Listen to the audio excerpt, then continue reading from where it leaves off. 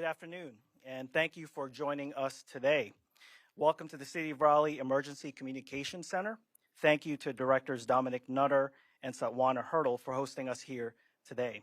This news conference is the culmination of 2 days of dialogue between the National Public Safety Partnership Team, the RPD, and federal, state, and local partners. It is my pleasure to welcome our speakers here today and those on the dais. United States Attorney Michael Easley, City Manager Marshall Adams David, Chief Estella Patterson, and retired Chief Erica Shields, who served as Chief of Police for the Atlanta Police Department and then the Louisville Metro Police Department. With our speakers today is Chief of Staff Amanda Roll, Deputy Chief Rico Boyce, Deputy Chief Zachary Laschetti, Major Derek Ford, Major Brian Harrison, and Dr. Jeffrey Robinson, who is the chairperson of our Interfaith Community Ambassadors for Responsive Engagement team.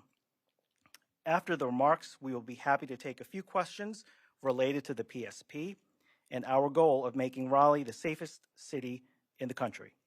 With that, it is my pleasure to introduce United States Attorney Michael Easley. Thank you. I'm United States Attorney Michael Easley for the Eastern District of North Carolina. 1.5 years ago, I was proud to stand before many of you and announce a partnership, a violent crime action plan alongside our District Attorney, Lauren Freeman, and our Chief of Police, Estella Patterson. We saw and recognized a need to approach violent crime in the city of Raleigh with a data-driven and intelligence-led approach, an approach that recognizes that violent crime is best solved through partnerships with total coordination in a systematic way with real follow-through and accountability for every state, local, and federal partner involved. We built that foundation 1.5 years ago, and that foundation led us to today's designation, a designation as a city joining a public safety partnership of some of the most elite and forward-leaning cities as it comes to public safety that the nation has ever seen. It is a great day to be a citizen of Raleigh, North Carolina. This designation as a public safety partnership city will bring United States Department of Justice resources to bear alongside some of the finest law enforcement personnel anywhere in this country. It will also come with a surge of training resources and technical support valued at over $1 million. It will put the city of Raleigh in a league of its own in its ability to access federal grant funding to support intelligence-led and community-focused policing. This is a proven platform that gets real results. It reduces shootings, it solves homicides, and it improves the quality of life for everyone that this program touches. We want to do that in a way that is done with integrity, that is victim-focused, and that is community-centric, because we know that victimization affects an entire community. And we absolutely have to have trust between law enforcement and the communities that we serve. Marshall Adams David is here as our city manager, a visionary leader who has made wise investments in building a law enforcement apparatus that is built on integrity, that is built on transparency, that invests in leaders like Estella Patterson, who have received national acclaim for the team that she's built and the work that she's done. The investments that you've made as city manager in having real 21st century policing for the people of Raleigh, North Carolina will pay dividends for our children and their children and generations to come. Thank you to the council and the mayor and the entire staff of the city of Raleigh for your partnership. This designation wouldn't be possible without you. We want to do this in a way that is focused strategically on the most significant drivers of gun violence and trauma on communities that are most affected by that. Just in the last several weeks, an FBI partnership alongside task force officers from the Raleigh Police Department resulted in 27 guns being taken off the streets of Raleigh, 6 of which were stolen. And that operation is still underway and just beginning. It only moves on from here. And we'll continue to focus on the worst of the worst offenders who are driving violence and trauma and inflicting pain and hardship on hardworking folks who deserve to live and work and earn a living and play and enjoy their communities without fear of gun violence. But we can't do that alone. It takes partnership with the community as well. So we're proud to have Bishop Hagee here with us and Pastor Robinson, who have committed to be real liaisons with our community members and find ways that our faith community can partner in these initiatives. Every community deserves to live free from fear of gun violence, and we won't stop until we've made Raleigh one of the safest cities in the United States of America. Thank you. Thank you, Mr. Easley. It is now my pleasure to introduce the City Manager, Marshall Adams-David. Good afternoon, and thank you, U.S. Attorney Easley. What an animated opening for today. So I will try to match his excitement and his animation in that really this is an event that marks a significant milestone in who we are as a community and who we strive to be as a community. I will take a point of personal privilege right here to say about 2.5 years ago, I had the opportunity to go through a recruitment process to hire our next police chief. It wasn't even close, if I'm being really honest, through that process of who we ended up ultimately selecting. So Estella Patterson has been the person that has stepped into the shoes, and there were some big shoes to step into. She has leaned in, and she has put this community at her heart and at the forefront of all that she does day in and day out. And so as the city manager, I have the privilege to serve a city council that is focused on community safety, that is also in creating the best community that we have for people to be able to live, work, play, and learn. And as we will all resonate today, it is clear to us that Raleigh, as the capital city in the great state of North Carolina, while we have many challenges, I put our staff up and I put our team up against anybody in this country because we are fully committed to making this state and this city, more specifically, the best that it can possibly be. Today's milestone is an intersection. It is an intersection of the partnerships that we already had and the partnerships that we are trying to forge on the local, state, and federal levels in which we are trying to create opportunities to make communities safe. So it is my privilege to stand here today. I had other opportunities that I was supposed to be taking care of over the last couple of days, but we shuffled my schedule around because it is important to me as the city manager to make sure that our men and women that dress in blue every single day have the necessary tools, the equipment, and the necessary resources to make this community safe. So I'm excited about what this opportunity with PSP creates for this community, not just for this city, but also for this region. So again, thank you all for the partnership. We've got a long 3 years ahead of us. We're going to feed them really good. We're going to show them off to all of the amenities that make this community great. And I'm excited to be at the helm of the city during her best days. Thank you. Thank you, Madam City Manager. At this time, I'd like to introduce Chief Estella Patterson. Good afternoon, and thank you for attending today. And I'd like to thank all our federal partners, our state and local partners who are joining with me today, as well as our city manager for being here. We are excited to announce that Raleigh has been selected to participate in the National Public Safety Partnership, or PSP. This initiative will support our community in preventing and reducing violent crime through training, technical assistance, and coordinated access to a wide array of law enforcement and programmatic resources. I want the city of Raleigh and those who are here to know that we are serious about violent crime in our city, and we're going to address it. As our city grows, we experience the issues that come with that growth. Of course, there's traffic congestion, there's highway construction, there's other infrastructure impacts that we are all feeling, and there's also crime, and which can balloon as more people come and relocate to our great city. But despite the growth, Raleigh enjoys a relatively low crime rate, and we're very happy about that. And we're going to continue to ensure that our crime rate is low. However, if we have one homicide, that is one too many. If we have a burglary, that's one too many. If we have an aggravated assault between two juveniles, that is one too many. This partnership that we have entered is about getting that number to zero. Now, is it a moonshot? Perhaps.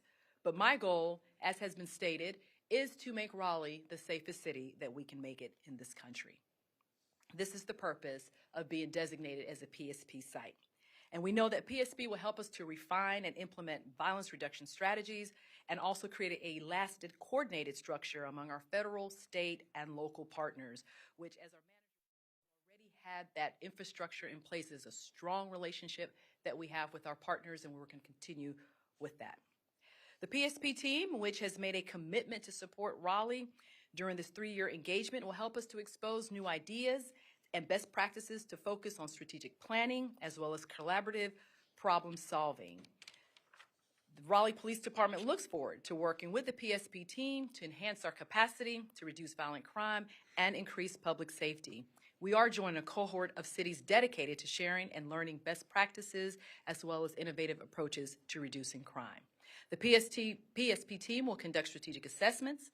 They will also provide expedited access to subject matter experts on crime analysis, technology, strategic messaging, crime gun reduction, and so many other topics. They will also conduct site visits and frequent update to support the Raleigh Police Department. They're going to collect data for us and help us to evaluate our efforts and provide access to various information sharing resources and tools. These evaluations will be shared with the community. Teamwork is going to be at the core of making this successful for us. I tell my team all the time that the word of the year for 2024 is team.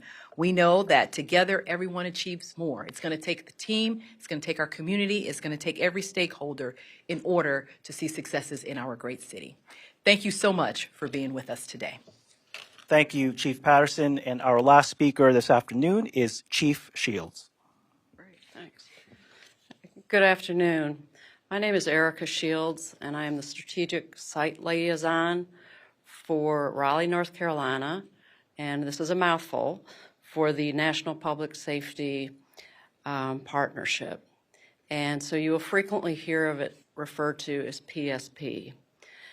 As a former chief who has personally been on the receiving end of the resources appropriated through PSP, I can say that I am truly, truly a believer in what this program has to offer, and I'm so looking forward to working with Raleigh, North Carolina, as we identify new opportunities to reduce violent crime. The PSP program is a DOJ initiative that's designed to assist cities in furthering the reduction of violent crime. It leverages technology, analytics, and collaboration efforts as we undertake different strategies to reduce the crime, but more importantly, collaborate with the community. The last 2 days have been dedicated to meeting with thought leaders from Raleigh, local, federal, in the room has been exceptional, would be an understatement. And the respective understanding of the significance of strong collaboration will allow us, PSP, to more effectively implement our strategies. However, as with most ventures, leadership, strong leadership is key. And I will say that Chief Patterson is to be commended for her vision, strength, and leadership. And I'm truly honored to have the opportunity to work with her. We want to welcome Raleigh to the PSP family and thoroughly look forward to working with y'all over the course of the next 3 years. Thank you. Thank you, Chief Shields and Chief Patterson, to make a few closing remarks. Yes. Again, I just want to thank all our partners for this. I thank the media for being here. You are a partner. You're going to help us to amplify what we are doing here in Raleigh. I'm thankful to our federal partners, being led by U.S. Attorney Easley, also to our city manager, our city partners that are going to be working with us to make sure that this endeavor is successful. There's no way that we do it without the entire community and the entire team. Also, too, you have members of my team who are here today. I'm so proud of having them. They have also bought into the vision of what we are trying to do here in Raleigh when we talk about making our city the safest city in the United States. They hear it from me, but they've also embraced it, and I'm so grateful for that. And I think with that, Lieutenant, we can take a few questions. Thank you, Chief. And the first question is from Elena Athens with ABC 11. Try to get this right. Hopefully it worked this way. Good afternoon, Chief. It's a balancing act, right, to try to reduce violent crime, but also build trust in the community, especially in areas where they feel marginalized. And there have been calls by community activists who feel that RPD needs some training in terms of culture, but also that their communities itself have perhaps been over-policed. So how to absorb this extra training, implement some of these strategies, but also continue to build trust within the community? Absolutely. I will tell you first and foremost, when we talk about violent crime reduction, I always want to make it clear that Raleigh is not a city that has a lot of violent crime, and I'm very thankful for that. As I look at my peer cities, I see now they're dealing with some substantial violent crime. We just want to make sure that we keep our numbers as low as possible, and we recognize fully that we cannot do it by ourselves. So when you talk about the balancing act, we are eliciting the community. We want the input from the community to be able to build that trust. The Raleigh Police Department is a community-oriented policing department. We are working extensively to try to build that trust through different initiatives, through programs, through just being visible in the community and let them know that they can trust us. We know that we still have a road to go in building that trust, but we are devoted to that and we're dedicated to doing that. I invite the activists, I invite our community partners to be a part of this PSB to help us to be able to reduce our violent crime. So for those who are saying that there is a division there between the police and the community, we invite them to the table to help us to come up with solutions on how we reduce violent crime and make our city safe. Okay. Thank you, Elena. Anna Johnson with the News and Observer. Hey, Chief, I have a couple of questions. Can you talk a little bit about the unique challenges that Raleigh has, especially since this is so focused on the city? So the unique challenges. So there's different things that we're dealing with. One is the growth of our city, which is just, part of something that we have to deal with, as I've stated before. That creates challenges for resources, making sure that we have enough officers, making sure that we have the tools that we need. City manager has committed to saying that she is committed to making sure that we have all the resources that we need to be successful as a city.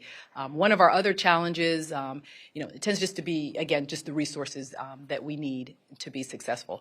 But I feel that the PSB and what we have learned over the past 2 days, they are resource rich. They're going to be able to help us navigate that, to be able to bring in the proper training that we need for our personnel, also for the community to be able to be successful in what we do. Thank you, Anna.